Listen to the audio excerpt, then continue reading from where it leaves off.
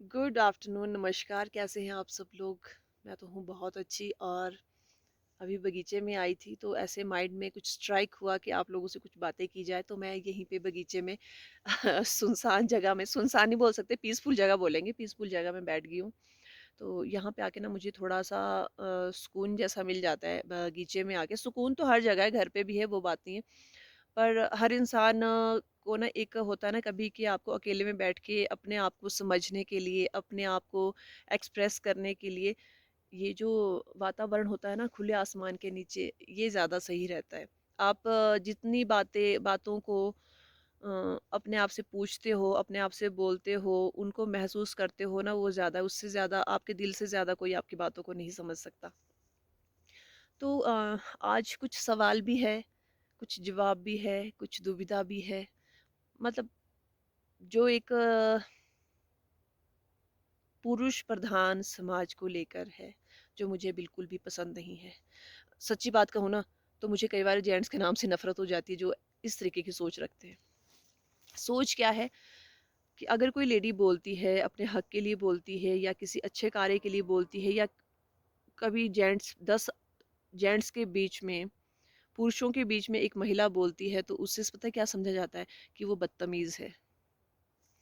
मतलब अपने हक के लिए लड़ना, और तुम कैपेबल हो बोलने के लिए, बात करने के लिए, तो वो बदतमीज होना नहीं होता। आई थिंक वो अपनी चीज को आप किसी के सामने रख रहे हो, अपनी भावनाओं को रख रहे हो, तो उसमें बदतमीज होना नहीं होता मेरे ख्याल से तो। और मैं अपनी बात बताऊं, मुझे मेरे फादर ने भी बचपन से यही सिखाया कि बच्चे दब के नहीं रहना है, जो बात बोलनी हो बिंदास बोलनी है। और यहाँ पे जो बिंदास बोलता है ना, वो कैरेक्टरलेस हो जाता है। उसको ये बोला जाता है, पता नहीं, मतलब खानदान में बात आ जाती है। ससुराल में पता है क्या बोलेंगे?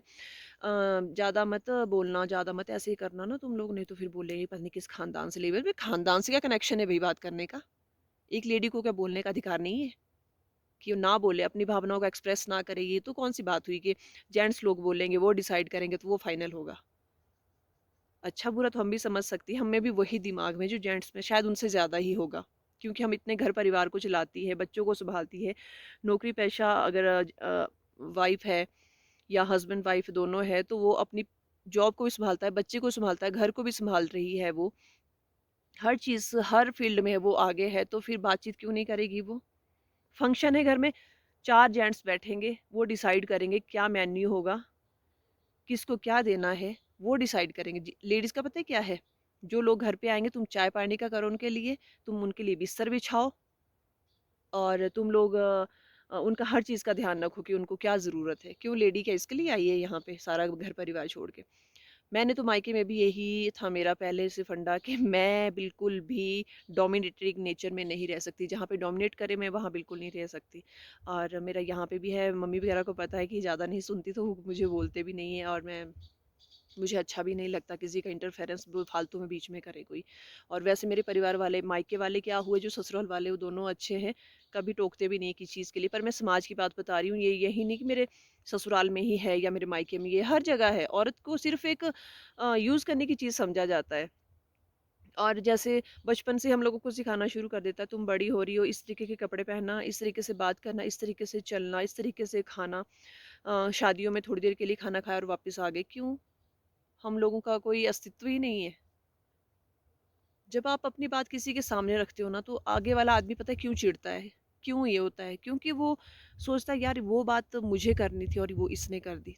भई तुम्हारे लिए कौन मना कर रहा है? तुम भी करो, सामने आओ। और मुझे ना हमेशा मुँह पे बोलना, स्ट्रेट फॉरवर्ड बोलना, और पीठ पीछे नहीं बोलना मुझे बिल्कुल भी पसंद नहीं है। एक तो मैं फालतू बात नहीं करती, किसी से अगर करनी है तो दो टूक बात करनी है, अदरवाइज़ नहीं करती। और मेरा मैक्सिमम कोशिश यही रहती रहती है कि मैं सबको जोड़ के रखूँ। पर समाज बहुत गंदा है। अब एक बात और है कि औरतों को बाल नहीं काटने चाहिए, सुहागन औरतों को भी। सुहागन औरतों का क्या मतलब? जेंट्स क्या हमारे बालों से शादी करता है? चलो बिंदी है, बिंदी लगा दी, मांग 24 घंटे भर के रखनी है, और ये नोज़ पिन लगा के रखनी है, चूड़ियाँ पहन के रखनी है। और मेरा अपोजिट होता है, मैं मांग भी नहीं भरती, मैं चूड़ियाँ भी नहीं पहनती, मैं एट अ टाइम ऐसे सज सवर के भी नहीं रहती। क्योंकि पता है क्या होता है, जो अब रिस्पेक्ट होती है ना अपने हस्बैंड के लिए या किसी के लिए, वो दिल से होती है, वो दिखावे से नहीं होती। तुम म, मांग भर के रखो इतनी पीछे तक, और चूड़ियाँ पूरी पूरी भर के रखो, मुझे ये बातें बिल्कुल पसंद नहीं है जो मतलब संकीर्ण सोच वाले ऐसी बातें करते हैं। और दूसरा पता है क्या है? अब मंथली जैसे हम लेडीज़ को प्रॉब्लम होती है, उस चीज़ को हम फेस करती है, हम लोगों को पता है कि हम कितना फेस करती हैं उस चीज़ों को। और घर की बड़ी-बुज़ुर्ग महिलाएँ जो होती है या फिर समाज ने ये समझ के रखा है कि हम अछूत हो जाती हैं उस वक़्त। अछूत कहाँ से हो गया? जब उसी चीज़ से तुम्हारा घर का वंश चलता है तब तो तुम बड़े गुणगान गाते हो कि हमें घर का वंश दे दिया, हमें लड़का दे दिया। हम क्या मशीन हैं बच्चे पैदा करने की कि सिर्फ़ बच्चा पैदा कर लिया तो तब तक हम सही हैं, अदरवाइज़ वी आर अछूत। मतलब यार इस 21वीं सदी में भी तुम लोग ये सोच रख रहे हो, उसी चीज़ की वज़ह से तुम्हारा घर संसार चला है, तुम्हारा वंश आगे बढ़ा है और तुम उसी को गलत ये कर रहे हो।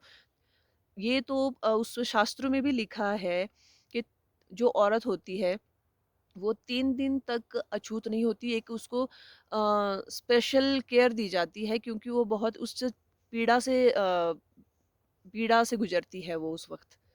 तो उस पीड़ा को जो समझेगा तो वो रेस्ट करने के लिए बोलेगा, जो नहीं समझेगा वो सिर्फ़ अछूत समझेगा उसे कि ये सिर्फ़ अछूत है इसलिए इसको 3 दिन ना किचन में आना है, ना कहीं हाथ लगाना है, ना पूजा घर में जाना है।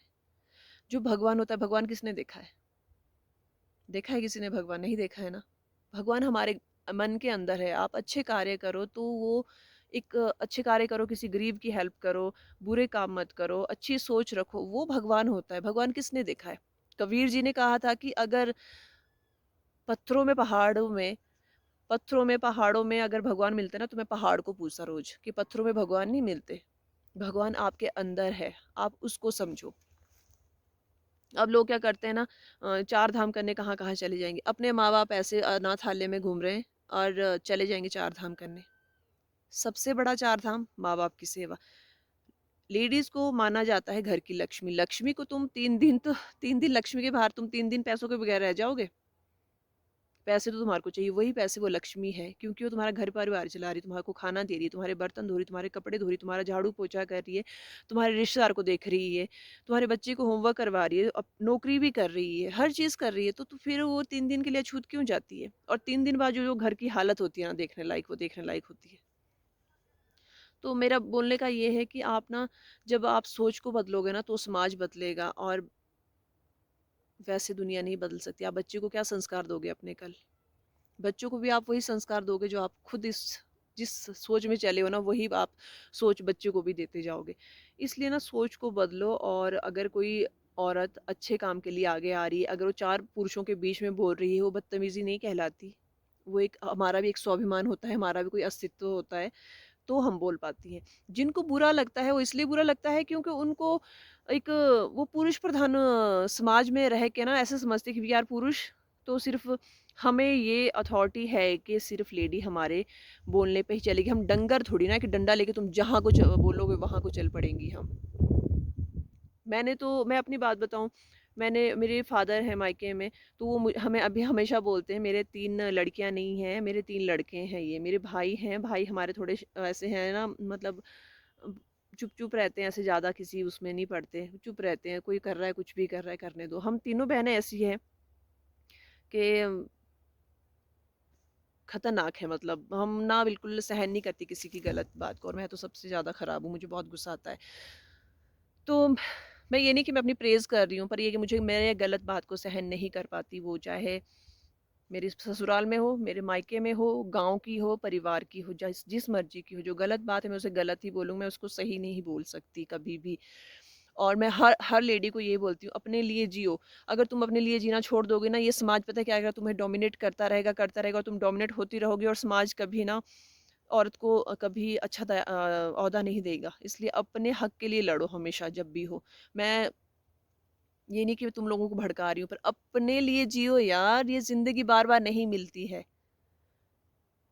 एन्जॉय करो। बच्चों के साथ बच्चे बनो, बूढ़ों के साथ बूढ़े बने, शहर में रहो तो शहर के जैसे रहो, गाँव में रह रहे हो तो गाँव के जैसे रहो। वो तुम्हारी इच्छा है तुम कैसे रह रही हो। पर ये है कि अपने लिए जियो। अगर तुम अपने लिए जीना छोड़ दोगे ना, तो तुम्हारा कोई अस्तित्व नहीं है। तुम तब फिर तो ये है कि तुम खुद अपना लिए गड्ढा खुद खोद रही हो। और खुल के बोलो, तुम्हारे ज़ुबान में किसी ने ताला नहीं लगाया है। उम, अगर हस्बैंड गलत बोलते हैं उसके लिए भी लड़ो। क्यों भई? तुम्हें बोलने का हक है, तुम पुरुष हो, तुम ही बोल सकते हो। इसलिए आप लोगों से रिक्वेस्ट है कि लेडीज़ के लिए रिस्पेक्ट दें। मैं अपने बेटे को भी हमेशा ये बोलती हूँ कि बेटा, फ्रेंड्स गर्ल्स भी होती है, बॉयज़ भी होती है, बट फर्स्ट प्रायोरिटी ये रखो कि गर्ल्स को रिस्पेक्ट देना। जहाँ भी मिले रिस्पेक्ट देना, बूढ़ा, बच्चा, जो भी मिले। पर जहाँ पे अपने हक की बात आ जाए, वहाँ चाहे मेरा बेटा ही हो, मैं उसको बोलती हूँ, अपने हक के लिए बच्चे हमेशा लड़ना है। मैं ये नहीं कि मेरा बेटी नहीं है, मेरा बेटा है तो मैं ये है। मैं कोशिश ये करूँगी, अभी चलो थोड़ा उसको जैसे पढ़ाई का है, पर मैं कोशिश ये करती हूँ कि वो हर काम सीखे। मुझे अच्छा नहीं लगता कि लड़कियाँ ही काम करें। क्यों भई लड़कियाँ ही क्यों काम करें? सब काम करो, करो मिलके। जब हम भगवान ने हमें सिर्फ़ जेंडर्स अलग किए हैं, बाकी तो शरीर, हाथ, पाँव सब एक जैसे दिए, जुबान एक जैसी दी, आँखें एक जैसी दी, सूँघने की शक्ति, बोलने की शक्ति एक जैसी दी है, तो फिर काम करने की भी एक जैसी होनी चाहिए। तो मैंने बहुत ज़्यादा बोल दिया, तो आप लोग से रिक्वेस्ट है कि औरतों को कमज़ोर मत समझो और उन्हें सपोर्ट करो। सपोर्ट करोगे तो जब समाज एक होगा ना, लड़ाई झगड़े वैर वैमनस्य कुछ नहीं होगा, सिर्फ प्यार ही प्यार होगा। Thank you so much.